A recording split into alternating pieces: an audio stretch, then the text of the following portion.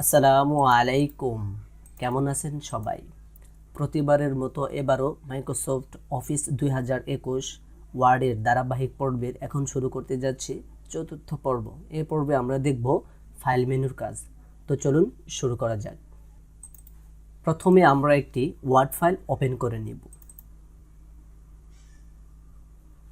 Word ফাইলটি open করার পরে মেনু বারের একেবারে প্রথমে দেখুন ফাইল। আপনি যদি ফাইলের উপরে ক্লিক করেন তাহলে এখানে এমন একটি ইন্টারফেস শো করবে। প্রথমে আছে হোম। হোমের মানে তো জানেনই, হোম মানে হোমই। আমি এখন হোমে আছি। হোমে থাকা অবস্থায়ও আপনি বিভিন্ন ব্ল্যাঙ্ক ডকুমেন্ট নিতে পারবেন। এখানে বিভিন্ন টেমপ্লেট দেওয়া আছে, আপনি টেমপ্লেট ওপেন করতে পারবেন এবং মোর টেমপ্লেট দেওয়া আছে, আপনি মোর টেমপ্লেটে ক্লিক করেও বিভিন্ন টেমপ্লেট ইনক্লুড করতে পারবেন আপনার ওয়ার্ড ফাইলের মধ্যে। নিচে আছে নিউ। নিউ এর কাজ কি? নিউ এর কাজ হলো নতুন কোনো ডকুমেন্ট ওপেন করা। ধরুন আপনি ওয়ার্ড ফাইলের মধ্যে কাজ করতেছেন।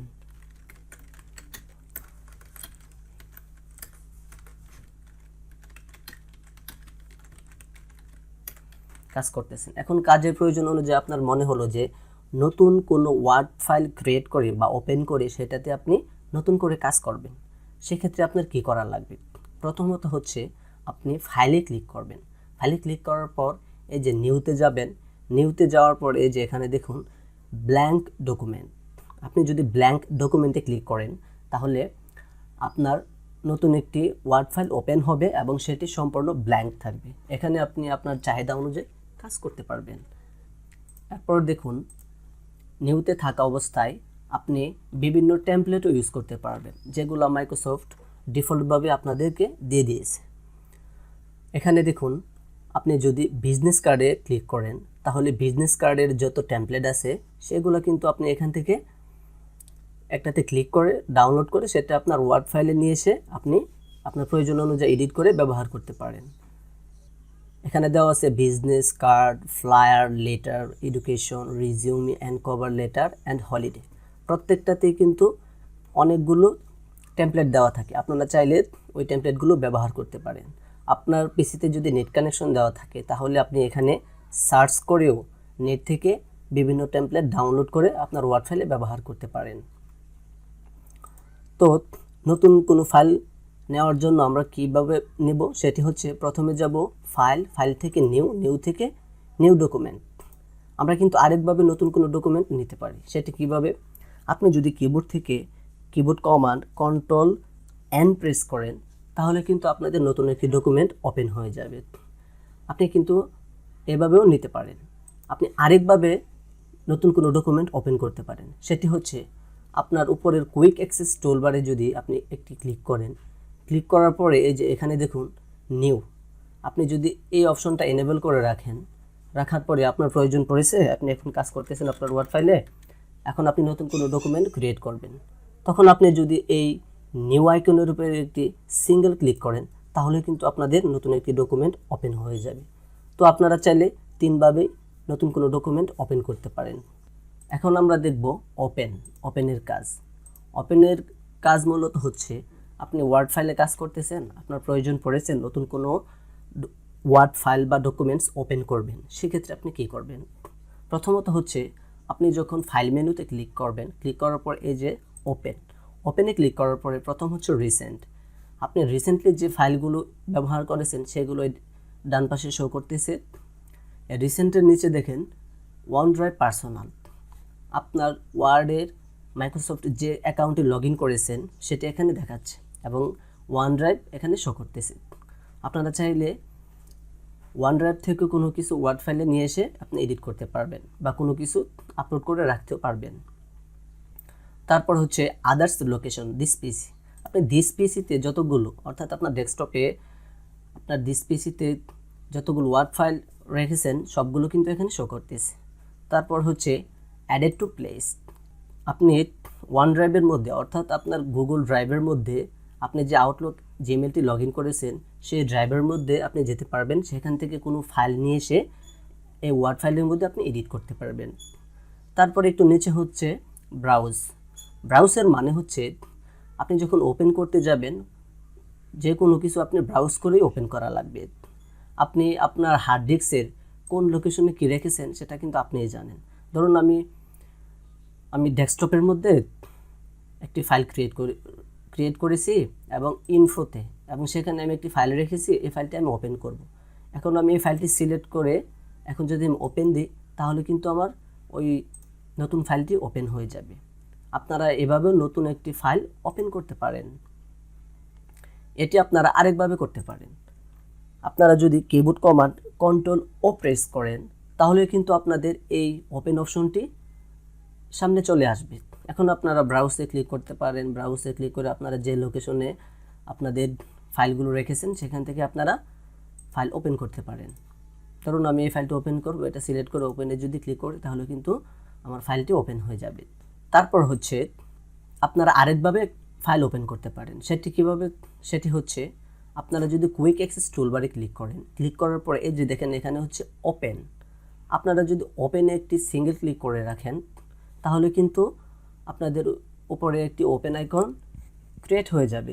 এখন আপনাদের প্রয়োজন অনুযায়ী যখন আপনাদের নতুন কোনো ফাইল ওপেন করার প্রয়োজন পড়বে, আপনারা এখন যদি এই ওপেন আইকনের উপরে একটি ক্লিক করেন তাহলে কিন্তু আপনারা ব্রাউজ করে আপনাদের ড্রাইভ থেকে কোনো ফাইল ওপেন করতে পারেন। তো আপনারা সবগুলোই অ্যাপ্লাই করে দেখবেন, যেটা আপনাদের ভালো লাগে বা কমফোর্টেবল ফিল করেন ওইটাই আপনারা ইউজ করবেন।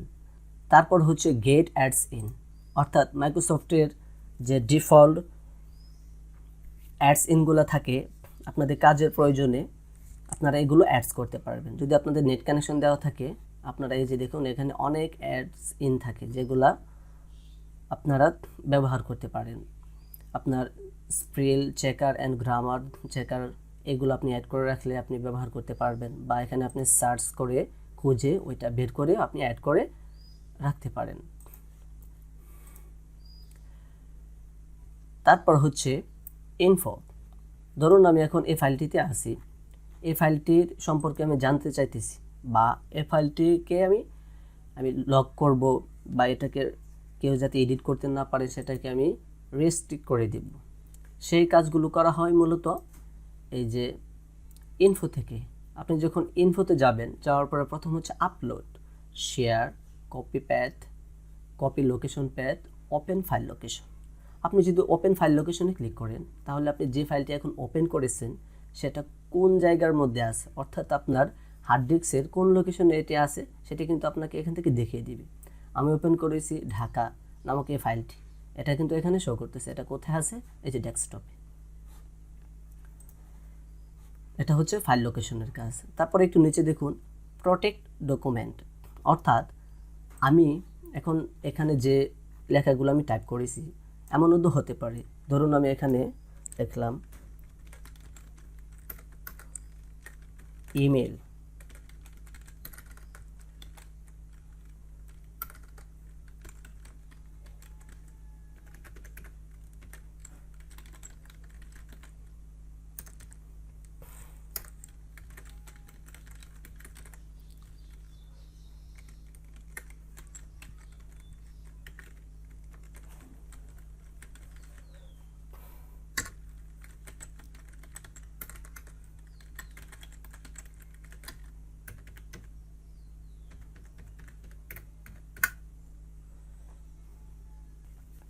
ধরুন এখন আমার ওয়ার্ড ফাইলের মধ্যে কোনো গুরুত্বপূর্ণ তথ্য আছে, যেমন ইমেল থাকতে পারে, ওইটার পাসওয়ার্ড আমি লিখে রাখতে পারি, ওইটার নাম্বার আমি লিখে রাখতে পারি। এগুলো হচ্ছে আমার প্রাইভেসি। এগুলো যদি অন্য কেউ দেখে তাহলে কিন্তু আমার প্রাইভেসি থাকলো না, বা আমার অ্যাকাউন্ট হ্যাক হয়ে যাওয়ার সম্ভাবনা থাকে।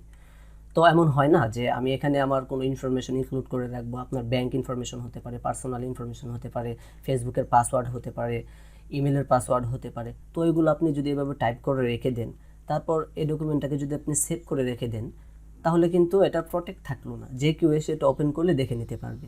তো সেক্ষেত্রে আমরা কি করি, বা আপনারা কি করবেন, সেক্ষেত্রে আপনারা ফাইল মেনুতে যাবেন। ফাইল মেনুতে যাওয়ার পর ইনফোতে যাওয়ার পরে এই ডকুমেন্টটাকে আমরা লক করে দেব। অর্থাৎ আমরা যদি প্রোটেক্ট ডকুমেন্টের উপরে ক্লিক করি, ক্লিক করার পরে এই যে দেখেন ইনক্রিপ্ট উইথ পাসওয়ার্ড, আমরা যদি এটাতে একটি সিঙ্গেল ক্লিক করি, করার পরে এমন একটি ডায়লগ বক্স আসবে। এটাতে যদি আমরা একটি পাসওয়ার্ড ব্যবহার করি, যেমন 112233, দেওয়ার পরে যদি ওকেতে প্রেস করি, এখানে আবার বলতেছে রিএন্টার পাসওয়ার্ড। আমরা এখানে আবার যদি পাসওয়ার্ডটা দিই, যে পাসওয়ার্ডটা আমরা প্রথম দিয়েছি 112233, এখন যদি আমরা ওকেতে প্রেস করি তাহলে দেখুন এই এই যে দেখুন আমাদের পাসওয়ার্ডটি সেট হয়ে গেছে। এখনও কিন্তু 100% পাসওয়ার্ডটি সেট হয় নাই, সেজন্য আমাদের কি করতে হবে, এই জন্য এই ডকুমেন্টটিকে আমাদের সেভ করতে হবে। আপনাদের এই ইনফো নিচে দেখুন সেভ অপশন আছে, আপনারা যদি সেভে ক্লিক করেন তাহলে কিন্তু এটি সেভ হয়ে গেছে, অর্থাৎ আমরা যে পাসওয়ার্ডটি দিয়েছি সেটি কিন্তু সেভড হয়ে গেছে। এখন আমরা যদি এটিকে ক্লোজ করে দিই, ক্লোজ করে দিয়ে আবার যখন এটিকে ওপেন করতে যাব তখন দেখুন এটি কি আসে। প্রথমে এটাকে আমরা ডাবল ক্লিক করলাম, ডাবল ক্লিক করার পরে ডকুমেন্টটি ওপেন হবে। ওপেন হওয়ার সাথে সাথে দেখুন এখানে একটি ডায়লগ বক্স আসছে, এখন বলতেছে enter password to open file, অর্থাৎ আমরা এটাকে লক করার সময় যে পাসওয়ার্ডটি দিয়েছি সেটি কিন্তু এখানে দেওয়ার জন্য বলতেছি। আমরা এখানে কি পাসওয়ার্ড দিয়েছি 112233। এখন যদি আমরা ওকেতে প্রেস করি তাহলে কিন্তু আমাদের ডকুমেন্টটি ওপেন হয়ে যাবে। তো আপনারা চাইলেও এভাবে কোনো ডকুমেন্টকে প্রোটেক্ট করতে পারেন আপনাদের প্রয়োজন অনুযায়ী। এখন তো আমরা দেখলাম কিভাবে একটি ডকুমেন্টকে লক করা যায় অর্থাৎ প্রোটেক্ট করা যায়। এখন দেখব আমরা কিভাবে এই ডকুমেন্টকে যে পাসওয়ার্ডটি দিয়েছি সেই পাসওয়ার্ড রিমুভ করা যায়। পাসওয়ার্ড রিমুভ করার জন্য আমরা প্রথমে কোথায় যাব, ফাইলে যাব, ফাইলে যাওয়ার পর ইনফোতে যাব, ইনফোতে যাওয়ার পর এই যে এখানে প্রোটেক্ট ডকুমেন্টে ক্লিক করব, তারপর হচ্ছে ইনক্রিপ্ট উইথ পাসওয়ার্ড, এটার উপরে একটি ক্লিক করব। ক্লিক করার পর এখানে আমরা যে পাসওয়ার্ডটি দিয়েছি সেটি কিবোর্ডে ব্যাকস্পেস দিয়ে রিমুভ করে দেব। রিমুভ করে দেওয়ার পর আমরা যদি ওকেতে প্রেস করি, করার পর এখন যদি আমরা ফাইলটিকে সেভ করি, সেভ করার পর এখন যদি আমরা ডকুমেন্টটিকে ক্লোজ করে দিই, ক্লোজ করে দেওয়ার পর আমরা যদি পুনরায় এই ফাইলটিকে আমরা ওপেন করি, এখন দেখুন আমাদের পাসওয়ার্ডটি কিন্তু এখন আর নেই, পাসওয়ার্ডটি চলে গেছে। এখন আমরা আবার ফাইলে যাব, ফাইলে যাওয়ার পর ইনফোতে যাব, ইনফোতে যাওয়ার পর প্রোটেক্ট ডকুমেন্টে ক্লিক করব। প্রোটেক্ট ডকুমেন্টে ক্লিক করার পর এই যে নিচে দেখুন রেস্ট্রিক্ট এডিটিং, এর মানে হচ্ছে আপনি কোনো ডকুমেন্ট বা আপনার অফিসের সবার সাথে শেয়ার করবেন বা অনলাইনে গ্রুপের মধ্যে শেয়ার করে দিবেন, সবাই শুধু ডকুমেন্টটি দেখতে পাবে বা ওইটাকে রিড করতে পারবে, কিন্তু কেউ এটা এডিট করতে পারবে না। সেজন্য রেস্ট্রিক্ট এডিটিং ব্যবহার করা হয়। এটা কিভাবে ব্যবহার করা হয় চলুন আমরা এটা আগে দেখি। প্রথমে আমরা রেস্ট্রিক্ট এডিটিংয়ে একটি সিঙ্গেল ক্লিক করব। ক্লিক করার পরে এখানে দেখুন আমরা যে ওয়ার্ড ফাইলে কাজ করতেছি সবগুলো অপশন কিন্তু এখন মানে অ্যাক্টিভ অবস্থায় আছে, অর্থাৎ দেখুন সবগুলো অপশন অ্যাক্টিভ অবস্থায় আছে এখন। আর এখানে এইদিকে শো করতেছে রেস্ট্রিক্ট এডিটিং, এখানে দেখুন আপনাদের কিন্তু এমন থাকবে, এখানে কোনো অপশনের উপরে টিক দেওয়া থাকবে না। আপনারা যদি ফরম্যাটিং রেস্ট্রিকশন এর উপরে limit formatting as selection of style এর উপরে যদি একটি টিক চিহ্ন দেন, আর এডিটিং রেস্ট্রিকশন এর উপরে যদি একটা টিক চিহ্ন দেন, দেওয়ার পরে স্টার্ট দেওয়ার পরে আপনি যদি ইয়েস স্টার্ট এনফোর্সিং প্রোটেকশন এর উপরে যদি একটি সিঙ্গেল ক্লিক করেন, তারপর এখানে একটি ডায়লগ বক্স আসবে। এই ডায়লগ বক্সে যদি আপনি পাসওয়ার্ড দিয়ে দেন এই ডকুমেন্টটি প্রোটেক্ট করার জন্য, যেমন আমি দিলাম 112233 এবং নিচে ওই পাসওয়ার্ডটাই আবার দিয়ে দিলাম 112233। দেওয়ার পরে আমি যখন এখন ওকেতে প্রেস করব দেখুন সবগুলো অপশন হাইড হয়ে গেছে, অর্থাৎ এটাতে পাসওয়ার্ড দেওয়ার পূর্বে আমার সবগুলো অপশন কিন্তু অ্যাক্টিভ অবস্থায় ছিল, এখন কিন্তু ওই অপশনগুলো অ্যাক্টিভ অবস্থায় নেই। এখন আপনি যদি এই ফাইলটিকে আপনি গ্রুপে বা অনলাইনে শেয়ার করে দেন তাহলে কিন্তু সবাই এটা রিড করতে পারবে, কারো কিন্তু কোনো ক্ষমতা নেই যে এটিকে এডিট করবে আপনি যতক্ষণ না তাদেরকে পাসওয়ার্ড দিচ্ছেন। এমন কিন্তু হয় অনেক সময়, আপনাদের কোনো স্টোরি হতে পারে বা অফিসের প্রয়োজনে আপনাদের কোনো টেক্সট হতে পারে যেগুলো শুধু আপনি গ্রুপের মধ্যে সবাইকে দিয়ে দিবেন, শেয়ার করে এডিট করতে পারবেন না, সেই জন্য কিন্তু এই এডিটিং রেস্ট্রিং অপশনটি ব্যবহার করা হয়। আপনারা দিলেন, দেওয়ার পরে এখন আপনি চাইতেছেন যে এডিট রেস্ট্রিং যেটা দিয়েছেন সেটিকে আপনারা আবার রিমুভ করে দিবেন, মানে সবাই এডিট করতে পারবে ওইটা করবেন। তখন আপনারা কি করবেন, এডিট রেস্ট্রিং এর উপরে একটি ক্লিক করবেন। ক্লিক করার পরে এই যে এখানে যে ডায়লগ বক্সটি আসছে, আপনারা যদি স্টপ প্রোটেকশনের উপরে একটি সিঙ্গেল ক্লিক করেন মাউসের, তখন এখানে আপনাদের পাসওয়ার্ডটি দিতে বলবে 112233। আমরা যে পাসওয়ার্ডটি দিয়েছিলাম সেটি এখন দিব। দেওয়ার পরে যদি ওকেতে প্রেস করি তাহলে কিন্তু রেস্ট্রিক্ট এডিটিং অপশনটি অফ হয়ে যাবে। এখন যদি আপনি এখান থেকে ক্লোজ করে দেন, এখন দেখুন আমার সবগুলো অপশন কিন্তু অ্যাক্টিভ অবস্থায় আছে। আপনারা চাইলে এভাবে এই রেস্ট্রিং অপশনটি ব্যবহার করতে পারেন। এই ইনফোতে থাকা অবস্থায় আপনারা আরেকটি জিনিস দেখুন, এই যে আমার যে ফাইলটি ফাইলটির সাইজ হচ্ছে 12.2 KB, পেজ হচ্ছে একটি, ওয়ার্ড হচ্ছে 60টি, টোটাল এডিটিং টাইম হচ্ছে 36 মিনিট ধরে আমি এটিকে এডিট করতেছি। এবং যদি কোনো টাইটেল দেওয়া থাকতো তাহলে এখানে শো করতো, যদি কোনো ট্র্যাক দেওয়া থাকতো তাহলে এখানে শো করতো, যদি কোনো কমেন্টস থাকতো তাহলে এখানে শো করতো। তারপর দেখুন আমি এটাকে লাস্ট মডিফাই করতেছি আজকে 10:02 এবং ক্রিয়েট করেছি গতকাল 6:40।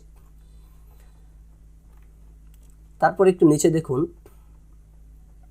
রিলেটেড ডকুমেন্টস, অর্থাৎ আপনি যদি ওপেন ফাইল লোকেশনে ক্লিক করেন, আমি যে ডকুমেন্টটিতে এখন কাজ করতেছি অর্থাৎ এই ডকুমেন্টটি আমার ডেস্কটপের হার্ড ডিস্কের কোন ড্রাইভের মধ্যে কোন লোকেশনে আছে সেটা আপনারা কিভাবে বের করবেন।